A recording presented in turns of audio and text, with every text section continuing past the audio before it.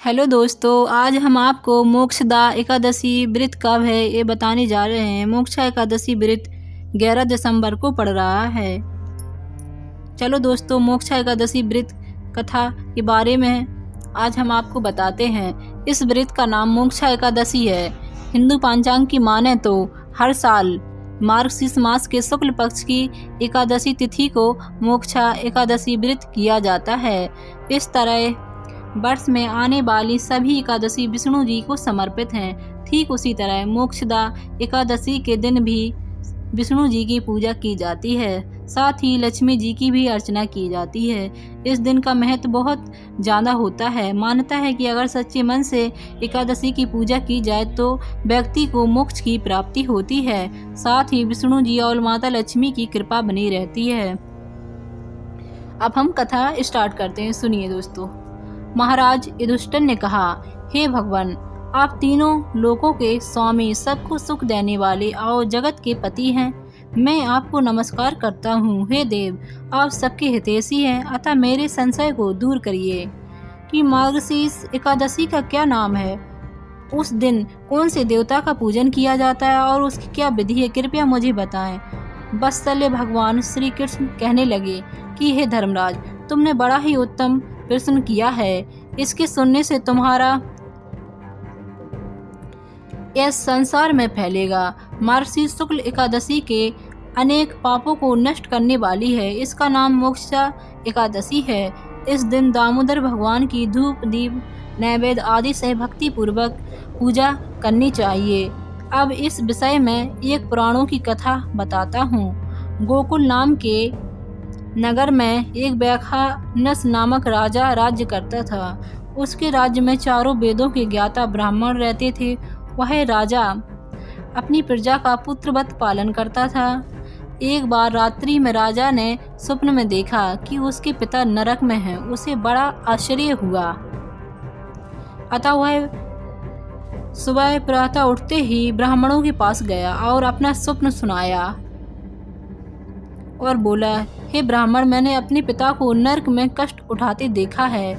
उन्होंने मुझसे कहा है, हे पुत्र, मुझे नरक में से बाहर निकालो, यहाँ से तुम मुझे मुक्ति कराओ। जब से मैंने यह वचन सुना है तब से मैं बहुत ही बेचैन हूँ। चित्त में बड़ी अशांति हो रही है। मुझे इस राज्य, धन, पुत्र, स्त्री, हाथी, घोड़े आदि में सुख प्रतीत नहीं होता।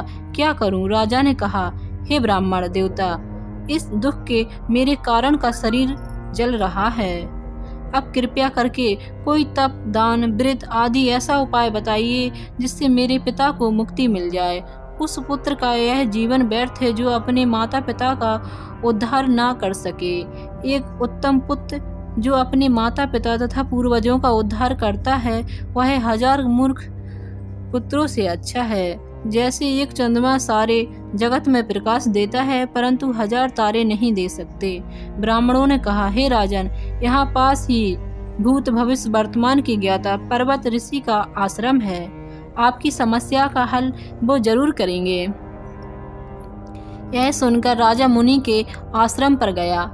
उस आश्रम में अनेक शांति चित्त योगी और मुनि तपस्या कर रहे थे। उसी जगह पर्वत मुनि बैठे थे।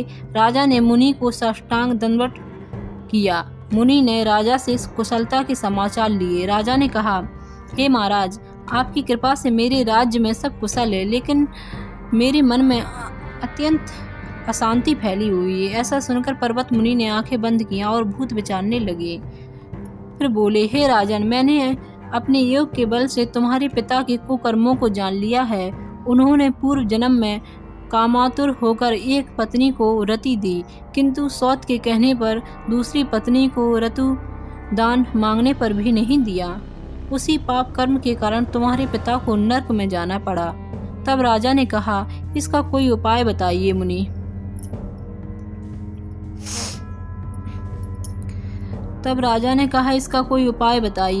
एक मार्ग मुनि बोले, हे राजन, आप मार्गशीर्ष एकादशी का उपवास करें और उस उपवास के पुण्य को अपने पिता को संकल्प दें। इसके प्रभाव से आपके पिता की अवश्य नरक से मुक्ति होगी।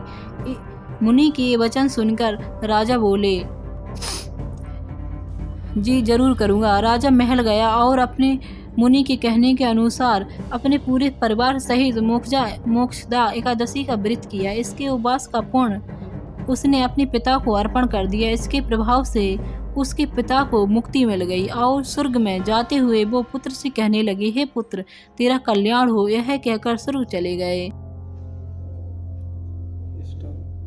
मार्गशीर्ष मास की शुक्ल पक्ष की मोक्षदा एकादशी का जो व्रत करते हैं उनके समस्त पाप नष्ट हो जाते हैं। यह व्रत चिंतामणि के समान सब कामनाएं पूर्ण करने वाला तथा मोक्ष देता है। इस व्रत से बढ़कर मोक्ष देने वाला कोई और व्रत नहीं है। इस कथा को पढ़ने या सुनने से यज्ञ का फल मिलता है। मोक्षदा एकादशी का संबंध महाभारत से जुड़ा है।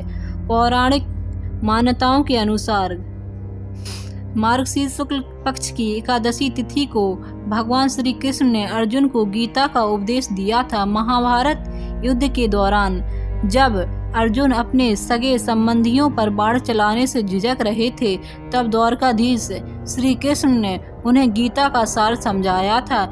इसीलिए आज के दिन गीता जयंती का पर्व भी मनाया जाता है। मोक्षा एकादशी की पूजा विधि।